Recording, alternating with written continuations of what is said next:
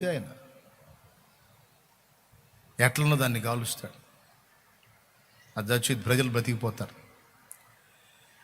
వాళ్ళకి మందులు ఇవ్వడానికి ఎన్ని కష్టాలు పడ్డాడో వాళ్ళు చూశారు. వాళ్ళ ప్రాణాన్ని కాపాడటానికి చెయ్యి పోగొట్టుకున్నాడు చూశారు. ఒక అడవిలో ప్రయాణం చేస్తా వాక్యం చెప్పడానికి, సువార్త చెప్పడానికి అడవిలో ప్రయాణం చేస్తున్నప్పుడు కంటికి ఒక పుల్ల తగిలి గుడ్డు కారిపోద్ది, కన్ను పోద్ది. కన్ను పోగొట్టుకుంటాడు, చెయ్యి పోగొట్టుకుంటాడు. ఒక రకంగా చెప్పాలంటే తన సొంత వారే ఆయన తిరిగి స్వప్రదేశానికి వచ్చినప్పుడు గుర్తుపట్టరు. అంత దారుణంగా అయిపోతాడు. మీకు తెలుసా, ఆ ప్రాంత ప్రజల రక్షణ కోసం అల్లాడిపోయాడు. చాలామంది ఆయన చెప్పిన మాటను గాక ఆయనలో చూసిన యేసుని చూసి విశ్వాసం ఉంచారు. ఆయనలో ఉన్న దేవుని ప్రేమ, ఆ ప్రభువుని చూశారు క్రియలో, ఆ మంచితనంలో, ఆ త్యాగంలో.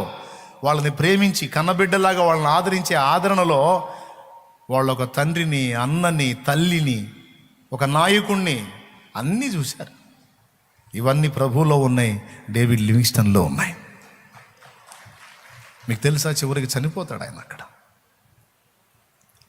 చనిపోతాడు.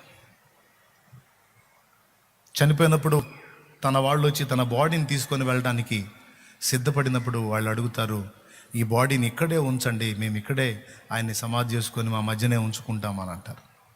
లేదు లేదు, ఈయనను మేము తీసుకెళ్ళాలని వాళ్ళు కోరుకున్నప్పుడు, అట్లయితే ఒక్క పని చేయండి అని వాళ్ళు అడుగుతారు. ఏంటో తెలుసా, ఆయన శరీరములో గుండె భాగం మాత్రం మాకు ఇవ్వండి, ఎందుకంటే ఆ గుండె మా కోసం చాలా విలపించింది. ఆ గుండె మా కోసం కొట్టుకుంది. ఆ గుండె మా క్షేమాన్ని కోరుకుంది. ఆ గుండె మా రక్షణను కోరుకుంది. ఆ గుండె మా జీవితాల్లో వెలుగు కోరుకుంది. ఆ గుండెనివ్వండి మాకు